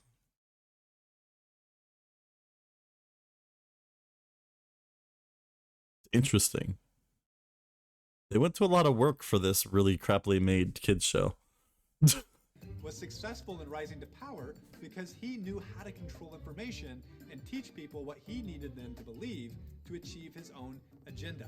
American President Herbert Hoover said, "A nation is strong or weak. It thrives or perishes upon what it believes to be true." Ah, yes, kids love Herbert Hoover quotes. If a nation is built on lies, it won't succeed. But if it knows the truth, it can't fail. Little outside information reached average Russian citizens made of mostly peasant farmers. And most of them had no idea common people in other countries were experiencing levels of freedom like never before. Oh yeah, totally. Oh yeah, totally. People in other countries in the 1600s and to the 1800s definitely experiencing untold freedom in other countries. Americans totally not fighting for unions. Oh, by the way, unions totally not an idea that came from socialists, not at all. And you definitely don't credit Karl Marx for spreading the idea of unions. No. A guy by the name Vladimir Lenin, who was the educated son of a teacher familiar. Okay, this clip too. What is the point of I understand they're trying to introduce that this guy is supposed to be Vladimir Lenin, for the show purposes. But why does he just Educated son of a teacher. Open his mouth like that? Why does he do that? Isn't that's weird? This is hilariously bad. Yeah, it's real bad. None of these people have talked to children. Well, all right, so this is the major issue with conservatives and like kids shows, stuff like that. The reason why most people who make kids shows aren't heavily conservative like this is because, for that exact reason, many conservatives have an issue with imagination and understanding other people. They tend to only want to see their worldview, and they don't want to branch out. They also don't really think, they don't reflect a lot on their childhood, on their past, and how that can change their mental state in the present. So they don't tend to relate well with children, period. Children are very curious, very loving, very interested in what other people are doing and thinking and all that. On average, not every child is, but this is something that the conservative mindset doesn't understand. And so it makes really bad kids shows. Like, how it is. Teacher familiar with the noble family hated the Romanovs. I hate the Romanovs. I hate the Romanovs. And had asked. Like, that was funny? Like, is that funny to kids? Do kids really think that is that poorly delivered line the humor that children love? Aspirations of taking power in Russia and beyond. He dreamt of leading a violent communist revolution. I like communism, mama. Beginning in Communism. That's the joke. They did a whole take for that. Just to do that. Wait, where was that? The Romanovs. They did a whole take. And had aspirations of a whole taking cut power in Russia and beyond. He dreamt of leading a violent communist revolution. I like communism, mama. They did a whole thing just to do that. The right really can't meme. There's a lot of memes that a lot of the right wingers say the left can't meme because the left like make their memes like way too long with writing. The right make this though. Beginning in his homeland and eventually spreading his reach into surrounding countries. Little revolution. But to make his dream a reality. What is this? Kids will not find this funny. That's why the comment section is all adults, dude. What the frick is this crap? Anyway. I'm sorry. It is nice to see a balanced history lesson about communism. I'm sure a kid left that. Michael W. Clark is definitely like, 5 years old. Like, every leftist, this is reactionary propaganda. Me, okay, what specifically is false and or missing context. Every leftist, if you don't know what, no, I'm not going to tell you. You just need to be educated. And they have 10 likes and 23 replies. Missing content? Indeed, I'm going to tell you. What about the fact that they didn't even mention Stalin, the main culprit of the failure of the and bad reputation of the Soviet Union, of Soviet Russia? I bet you don't know the difference between Lenin and Stalin's policy. Oh, true. Anyway, but yes, these are definitely children right here, yeah? Welcome, Kiki.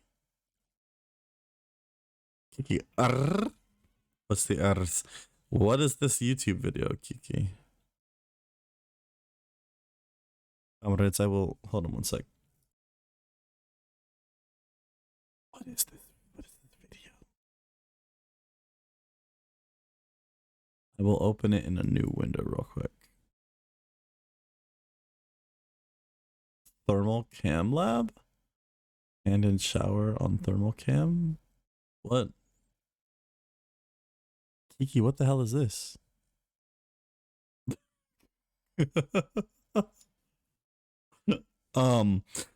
Michael W. Clark with his American flag profile pic. Yeah. Yeah. Remember, guys, this is a kid's show. If this dude a kid, that's not a kid. We were scrolling before the stream today. I was scrolling through the comment section too with Potato, and I really want to find, there was one person, look at this, very informative, great job. This isn't just a picture of the Joker. This is the I'm ripping my face off picture of the Joker, the horrific horror Joker. These are the kind of people that are watching PragerU. That's not a 5-year-old kid.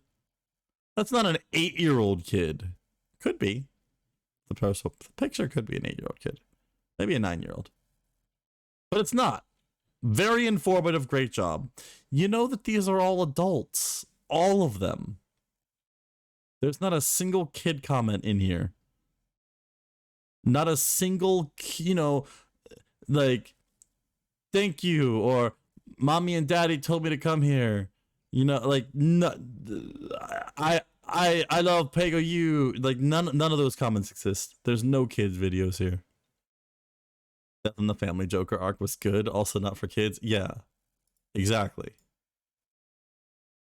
Lenin knew he needed to reframe Marx's communist message.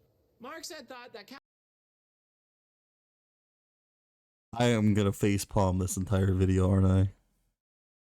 capitalism and industrialization would create such a bad world for workers that they'd choose to That's fight. kind of funny, yeah. But this never materialized. Why do you not fight the capitalist bears? Capitalism and industrialization. Wait, I kind of got distracted, I'm sorry. It's such a bad world for workers. Marx had thought that capitalism and industrialization would create such a bad world for workers that they'd choose to fight. But this never materialized. Unions. Unions are literally the result of this. Like, literally.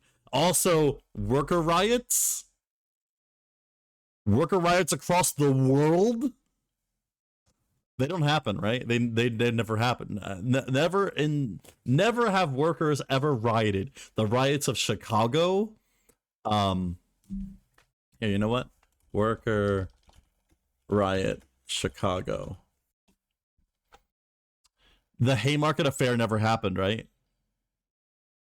The Haymarket Affair never occurred, right? Where the police shot a bunch of people protesting because they were protesting the 8-hour workday. Never happened. Not once, right? Never occurred. It's all fake news, guys. Spence is a fake news propagandist, apparently. I'm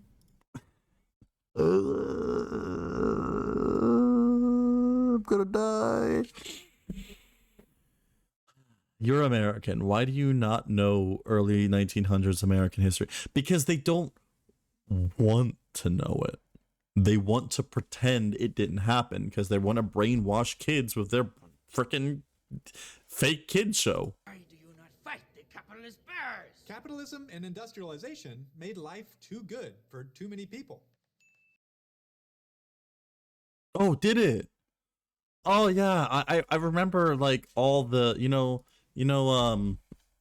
child labor law US. When did children finally when were children finally, oh that's right. The federal child labor law provisions authorized 1938. Oh yeah. I'm sure kids loved being in the mines back in the day. You guys ever learn about how kids were allowed to they would dig very small holes throughout mines so that they could get things through faster, and they would have kids crawl into those holes to deliver messages and stuff like that. Yes, the children loved doing that, I'm sure. What about all the people that worked on the sewing machines and stuff like that, where their fingers sometimes got chopped off? Oh, they love their freedom to have their finger chopped off, I'm sure, right? Are you kidding me? This is a joke.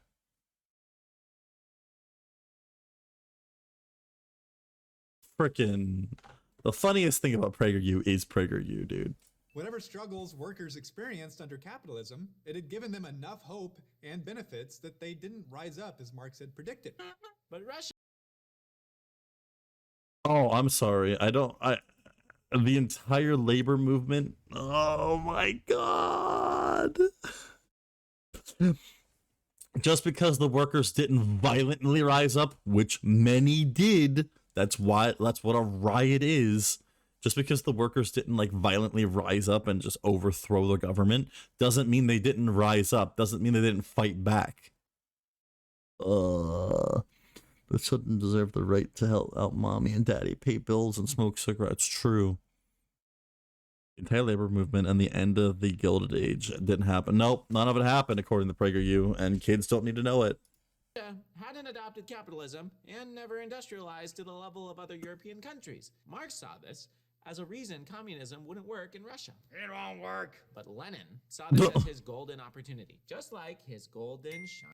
Wait, hold on. I actually messed up. My brain ADHD'd again. I'm sorry. It had given them enough hope and benefits that they didn't rise up as Marx had predicted. But Russia hadn't adopted capitalism and never industrialized to the level of other European countries. Marx saw this as a reason communism wouldn't work in Russia. Which is true. According to Karl Marx, you need to have according to Karl Marx's views, there were stages that you had to go through in order to accomplish communism. You had to go from the feudal system. You had to leave the feudal system to a democratic capitalist system. Then you progress from the capitalist system into a socialism. After the workers have understood their rights in a free democratic society, and the workers fight back against the capitalist system to eventually establish the socialist system. And then after the workers further understand their rights and their freedoms, then you finally adopt the communist system. Russia tried to skip from I'm not communist. Not that I don't sympathize, I'm just saying. But what was it? Russia attempted to skip from the feudal system straight to the communist system, or at least an authoritarian socialist system, which is exactly the opposite of everything Marx said, including the fact that a communism under Marx was a stateless society, which means that they were going to an authoritarian socialism, not a communism. But anyway. wrong work. But Lenin saw this as his golden opportunity, just like his golden shiny head. Instead of focusing on bosses versus workers like Marx had, Lenin changed the communist message to a broader definition of oppressor versus oppressed. But for his message to take hold, the Russian people first needed to know that they were being oppressed. You fool! See, I hate to break it up so much, but I have to point out right now, this is kind of funny for adults, but it's not funny at all for kids. Like, kids aren't gonna laugh at this, dude. You are oppressed, don't you see it? You are oppressed! In the early 1890s, Lenin began speaking out against the Romanovs in writings and speeches, and quickly gathered a following. It's good stuff. Read it, you fools.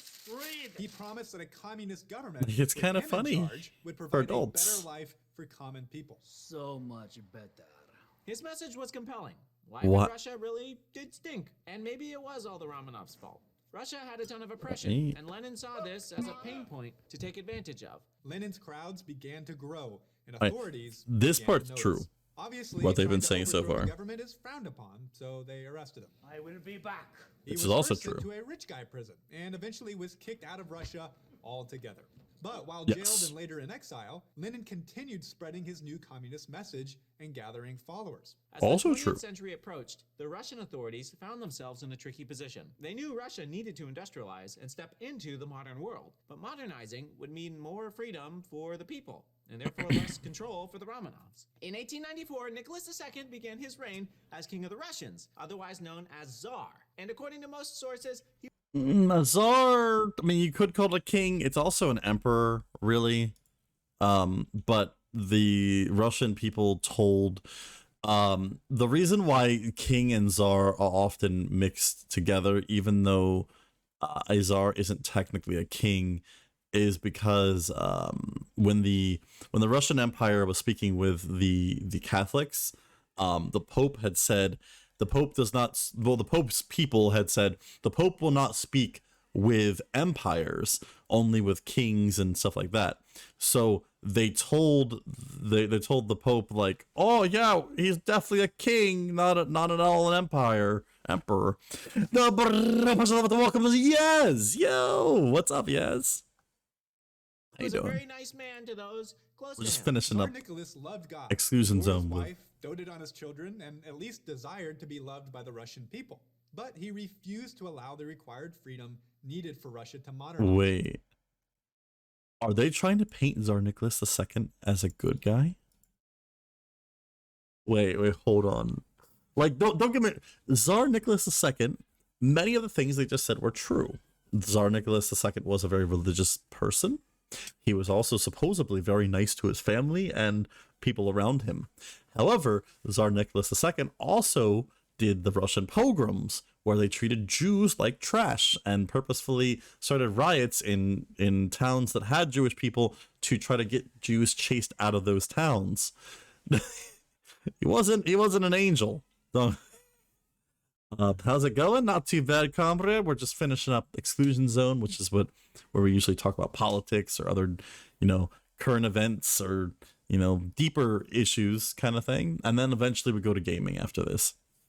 So I will, if you don't like this kind of stuff, I will be changing over soon. But if you do like this kind of stuff, come hang out more often, Right now, what we're doing is PragerU. For those who are just joining us, PragerU is a right wing, a right wing conservative, same thing.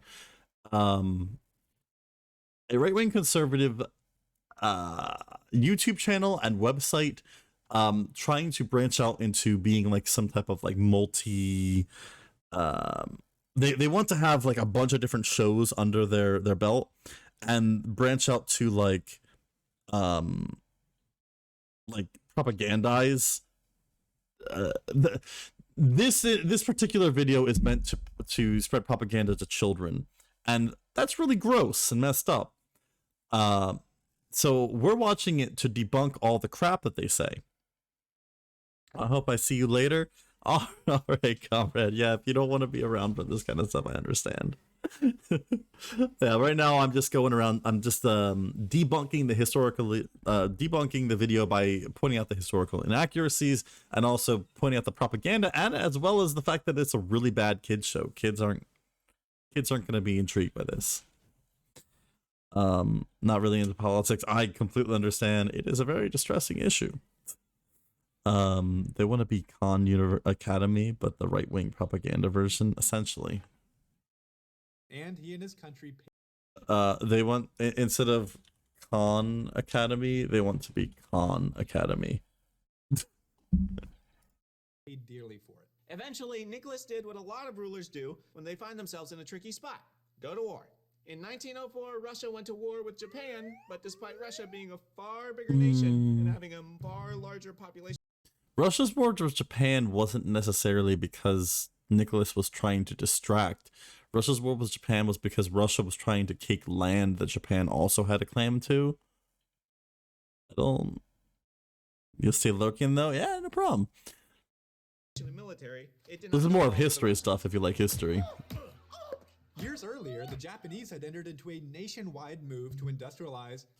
They also don't point that the Russia lost that war because it was a naval war mostly, and there was a giant storm that wiped out most of Russia's navy. Also, why would you go into a naval war against Japan? One of the like that's their main point is navy. Like that's kind of. Also, tell me you don't understand force projection and military logistics without telling me that, yeah, right? And modernize, and the results showed on the battlefield. Tiny Japan whooped massive Russia. And in less than 2 years, Tsar Nicholas II embarrassingly surrendered in defeat. News of the loss could not... Russia actually still doesn't determine... I should point this out. It is a defeat, and it really should be recognized as one. However, the Russian people, many of them still view this as a... What was it? Nicholas did not claim it was just a... He didn't claim it was a defeat. He claimed that it was a draw. And... Japan was like, yeah, but like you attacked us and we beat you, so like we won. And Russia's like, yeah, but like you guys didn't invade us afterwards, so yeah, I mean we win, right? be suppressed, and the Russian people were humiliated and outraged. The need for Russia to change with the times was glaringly obvious, and more Russians began waking up to just how backwards their country was. In 1905, what started as a peaceful protest against the Romanovs grew into a disaster that came to be known as Bloody Sunday. The protesters were asking for limits on the Tsar's authority, and the government responded by killing over 200 protesters and imprisoning almost 7,000. It was now more clear than ever that serious changes were needed. Tensions between the government rulers and the people continued for years. Lenin continued gathering support from afar, but a spark was needed to ignite change. And in 1914, World War I erupted, providing not only a spark, but a raging inferno that will roast your face. Thanks to alliances with other countries, Russia was drawn into the war. Tsar Nicholas hoped that the war would distract from the anti-Romanov feelings that had been simmering. Yeah, Russia. But he was very wrong. Ha ha. Due to their... Those are the things that are going to make kids laugh. God. Also, tell me you don't know what Siberia is like without telling me you don't know what Siberia. Yeah.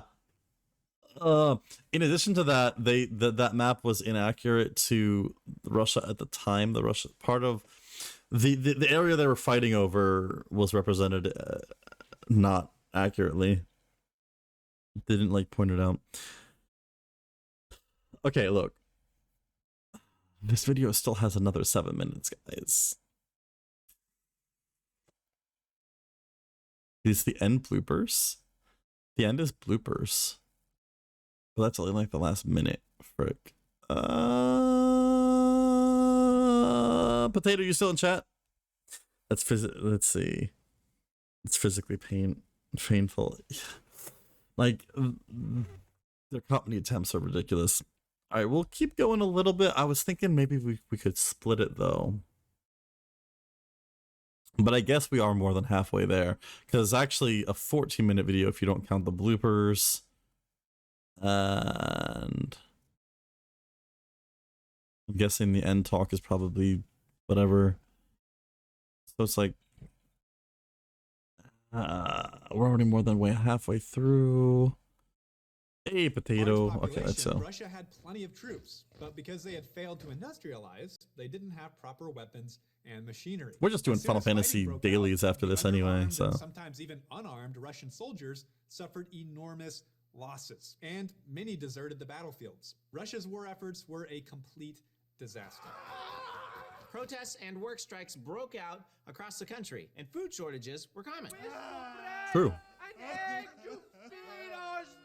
Ridden with guilt, Tsar Nicholas II tried to rally support and lift morale by heading to the front to lead the troops, but his last-ditch efforts were far too little. And they also got to point out that a lot of the issue was actually because they were sending food to the military, and that like that was why food issues were happening in the country. I wonder if they're gonna point out the Tsar has bread thing. Much too late. Okay, no need to fear. Tsar Nicholas is here.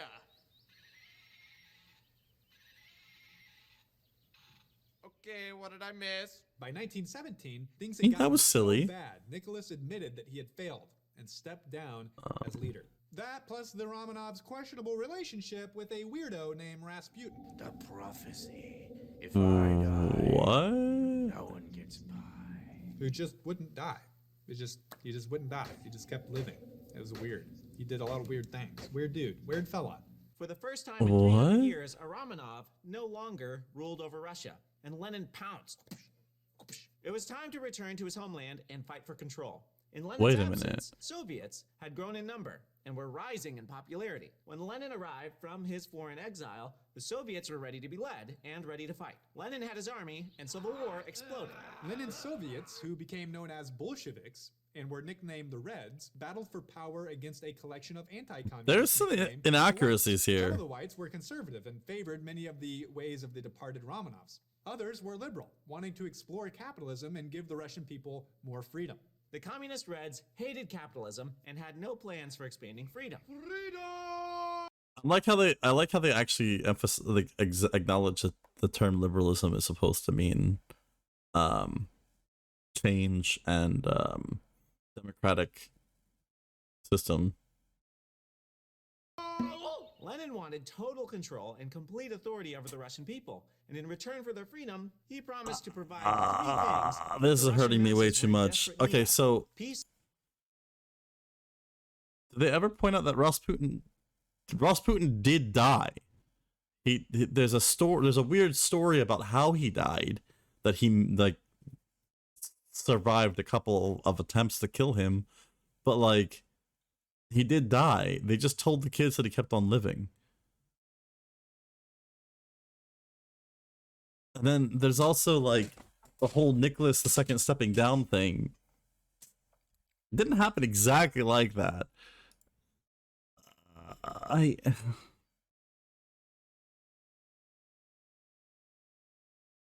Yeah, the Rasputin thing was. I'm like, most of this was just biases, but that was just historically wrong. Land and bread.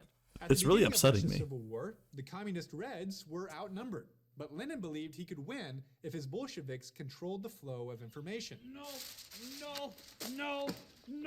Which is a good tactic, I guess. He focused energy on taking over train stations and post offices, and it actually worked. Yeah. Easy.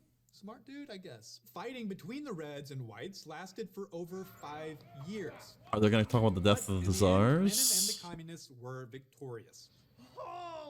They didn't talk about the death of the Tsars at all. Do you think you can smile now? No. Along the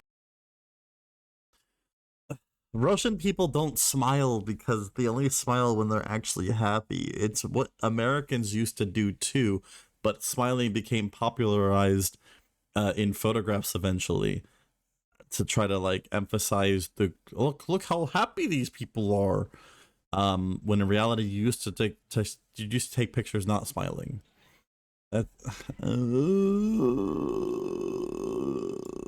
Way, in a period known as the Red Terror, the Red Army savagely murdered landowners and anyone they could find who had held a leadership role under the Romanovs. The Bolsheviks placed the Romanovs under house arrest, and most likely on orders from Lenin himself, the entire family was put to death. Tsar Nicholas, his wife, his 4 daughters, and his young son, all executed. They do talk about this. They don't talk about what happened, though. It's actually an interesting story. Originally, the Tsar's family, the Tsar's family was only captured in order to ensure that victory could be won. Because as long as the Tsars were not able to retake control of the country, they knew that the White Army could not technically win. So what their goal was they took them to a rather large house in the middle of nowhere, and they just let them have free roam over the house, which was kind of interesting. They were also allowed to pack some stuff before they were kidnapped, which is also interesting.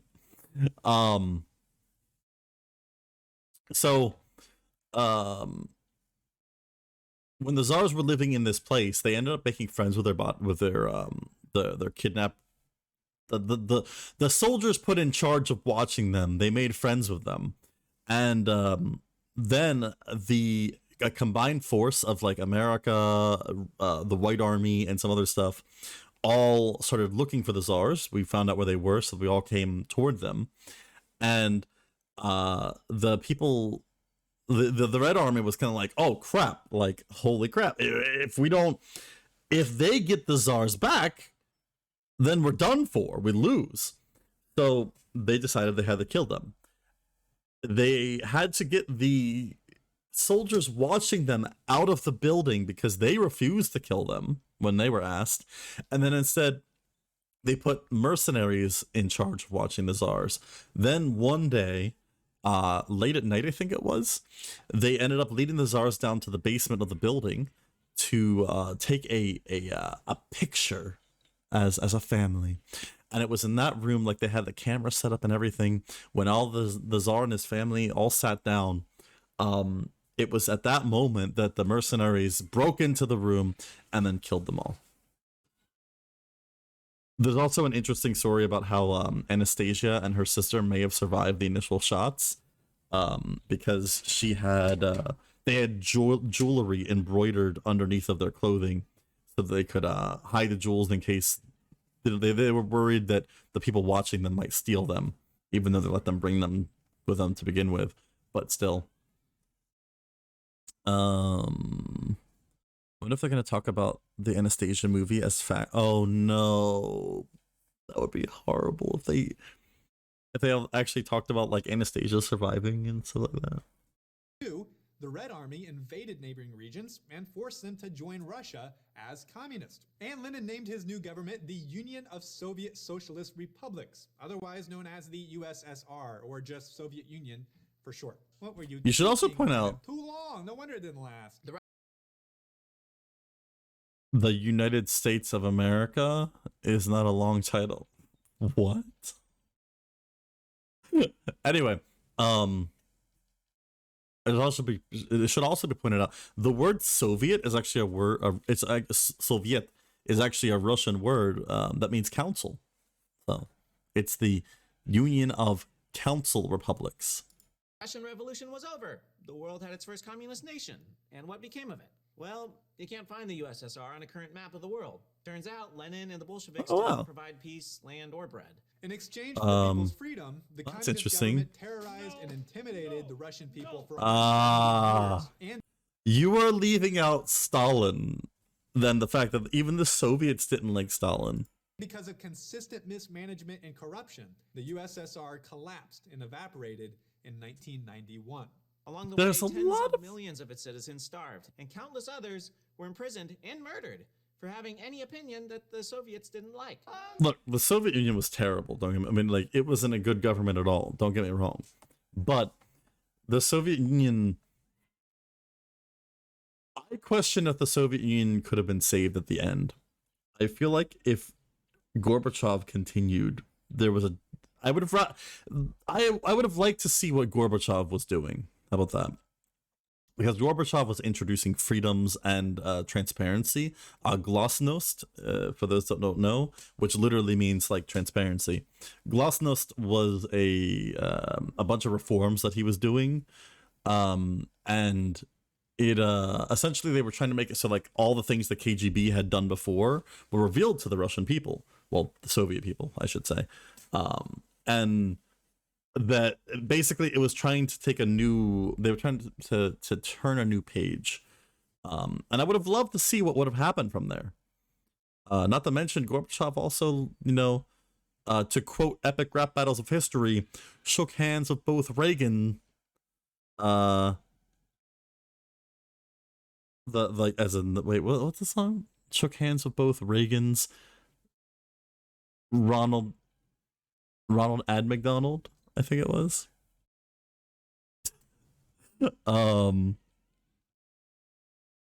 Lenin died in 1924. Wait, when did they say Lenin died? Or did they just keep him around? Is that what you mean? They just kept him around? Yeah, Lenin died really early in the Soviet Union. He didn't actually have his ideas heard out at all. They never mentioned his death. Yeah. Silence! Prison will teach you. Utopia is wonderful. Sadly, Russia's revolution, much like France's, led from one form of tyranny to another. And I would love to see what they say about the French Revolution, because, oh my god. The French Revolution was mostly run by leftists, but then Napoleon, who wasn't a leftist, infiltrated the revolutionaries and then waited until he could obtain power. He ended up gaining a temporary power, which he made a permanent power. So I would love to see what they talk about with the French Revolution. Despite Lenin's promises of utopia, all he really gave Russia in exchange for their freedom was more government abuse and tragedy. So here's what you need to remember from this episode. Okay, Russia here's the failed to recap. change with the times. Rather than modernizing, This is a kid's show. Remember that. This is a kid's show. That's a wall of text. God. their monarchy held on to absolute authority and faced violent consequences for restricting the people's freedom. Because of the reluctance to change, Marx never thought communism Look would at work in this. Russia. But Lenin was able to shape the philosophy to fit his revolutionary needs and create the USSR, the world's first communist nation. This is For most of human ridiculous. history, authorities have tried to hold complete control. In this series on Wait, that was the end, and they're gonna.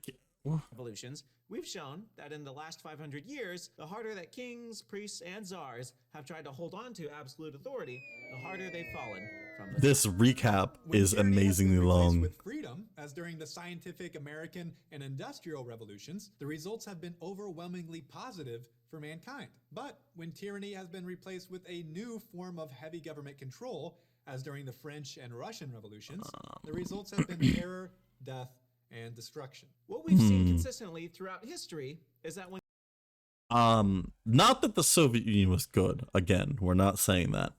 But I also have to wonder how many people have died under capitalism. Because the difference with the capitalist system is that we like to point out, oh, well, with the other stuff, the government does stuff, and therefore it's the government's fault. In capitalism, it's your fault if you fail. Which isn't necessarily true either, but government leaders promise utopia or some benefit in exchange for control, it I mean, doesn't genocide, usually yeah. work out for common people very well. The unfortunate reality is that power corrupts, and governments that hold Yes, large levels of true. power end up abusing it. The best thing for people Why you is need to try to representative give them system. freedom to lead their own lives under a government that protects their rights. It turns out you can make better decisions for yourself than a politician who I didn't realize this music is probably copyright. Frick.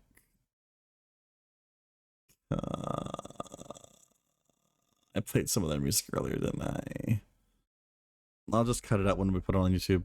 knows nothing about you. We here at TBH History hope this series has shown that when it comes to choosing between freedom and lofty promises from government leaders, really, freedom is the only choice. Now it's time for the thought-provoking question. Which But- revolution in this series has had the You can't even read it. biggest impact on your life that you can think of? Let us know in the comments below. Thank you for watching this episode of TBH History for PragerU, which concludes our series on revolutions. We want you to post a railroad emoji in the comments below if you're still watching this and tell us the reason why. And at some point out there, somewhere, somehow, we'll give you a shout out. Lim, come, shout out. How many railroad emojis are in the chat, guys? In the comments. You guys see any railroad emojis? There's one.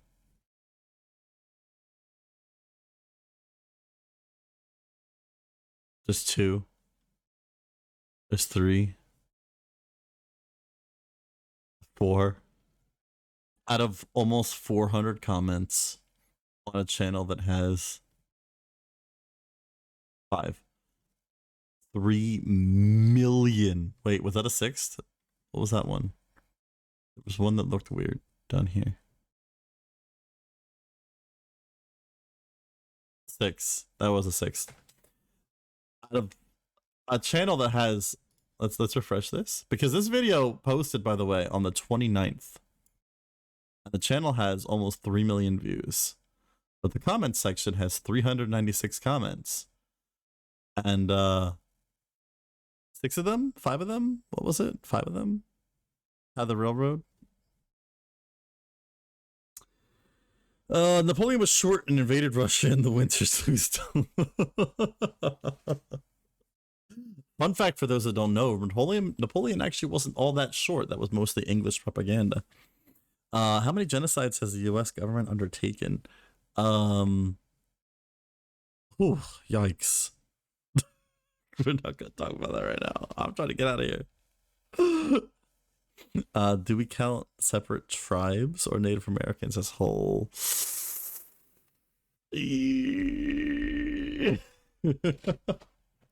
But yeah, that is PragerU's attempt at a kids show, guys. Mind you, this channel is not made for kids. In fact, I have a mature thing on it for a reason, because I like audiences to be slightly mature when they're here. Not the case for PragerU, who literally made this a kids show. This is a kids show. This is a kids show. I don't even know. Either way, I'm ready to play. Potato, you want to do some Final Fantasy 14 like we said? Maybe we can do World War 3 tonight or something. I need to de-stress after that. Holy crap. PragerU. First of all, comrades. Oh, let's go back to seeing my representation here. Isn't it also not listed as for kids? What, my thing or theirs? Mine's not listed as for kids. Is theirs? That's a good question. How would you know? I don't know how you change it when you're